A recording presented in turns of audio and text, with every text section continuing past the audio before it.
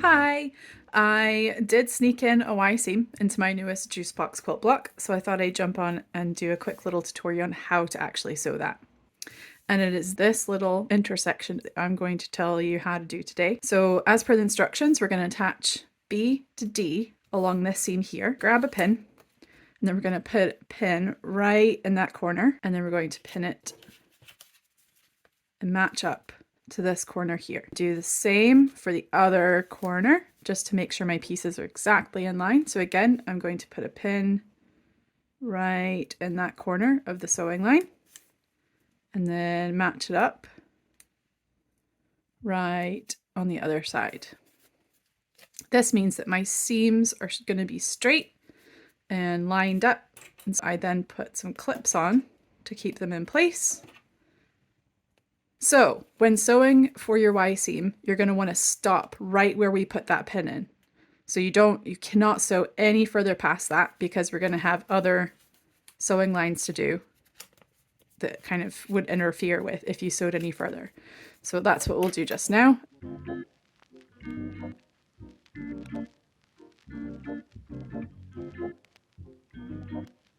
So this is very important here. So we're sewing up to this point and no further. I'm going to do a couple back stitches and that's it. And then we take it out.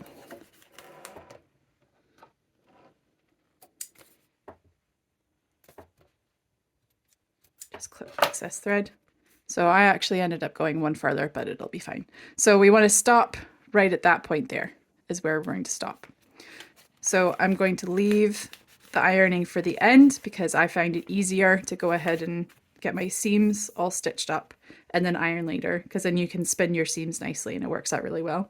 So next, according to the instructions, we're going to do C to D. So that's this seam here. So again, we want to keep this out of the way. Sometimes I like to put a clip just to make sure that fabric doesn't get in the way. So we want to make sure from that end seam, like the end stitch, is just out of the way of the seam. So then we will use our pin method again. I'm going to put a pin right in that point there. And that goes right where our last stitch is, right there. And in this corner here, matching up with this corner there-ish. So again, I'll put some pins in. We'll clip it together and then we'll take the pins out and we're going to sew that seam now. So this is where our third piece is going to go, is in between these two. So we want to make sure again to not go any further past than where our pin was. We need to make sure to stop at that end line there, which is kind of hard to do with a camera in the way, but it'll be fine.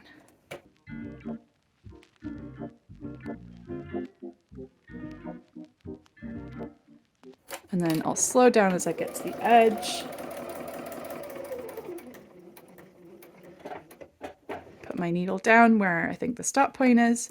And then I'm going to do a couple back stitches just to keep that seam strong. And then I can take it out. So now you have your last piece.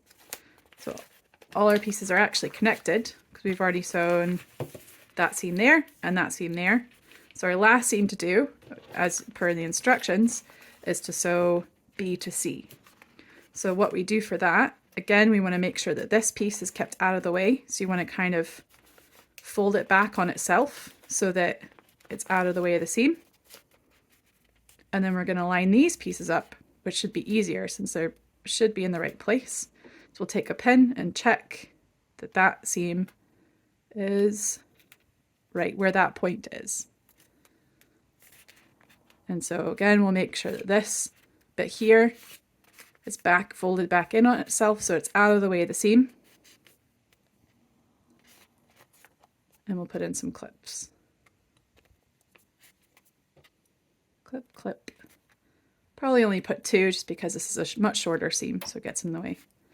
So what I'm going to do is put my needle down right where that seam starts. And I'm going to go ahead and do that by hand, just so I know it's where I want it to start. So we're going 1, 2, 3, and I'm going to do a couple back stitches, one if my machine's cooperating. So just making sure not to sew any further back than where you started. And then I'm just sewing the rest of that seam. Taking my clips out as I go.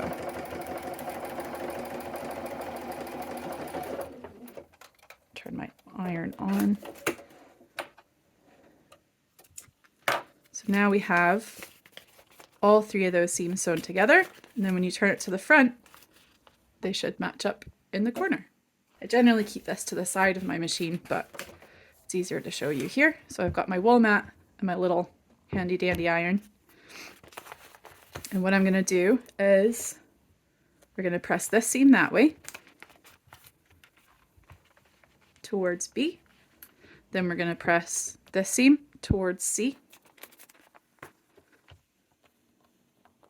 And when I say my patterns towards the thing, I mean for the whole seam to kind of point towards the block I'm talking about. And then this one goes towards D. And so in the middle, what will happen is that will all spin and get flat. So it'll look like that when you've got it all ironed. And then from the front, you can keep it all nice and flat.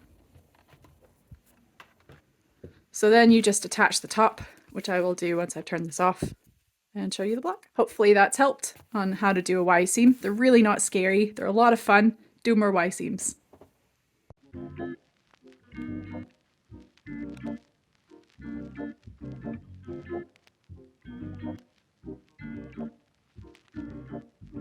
So here's the finished block. I've got my Y seam in the middle and that one seam across the top. And that's all it takes to make a little 6-inch Juice Box Quilt block. For the 12-inch, it's still only for the 4 pieces. You've just got longer seams in here. So it's exactly the same process. Nice and easy.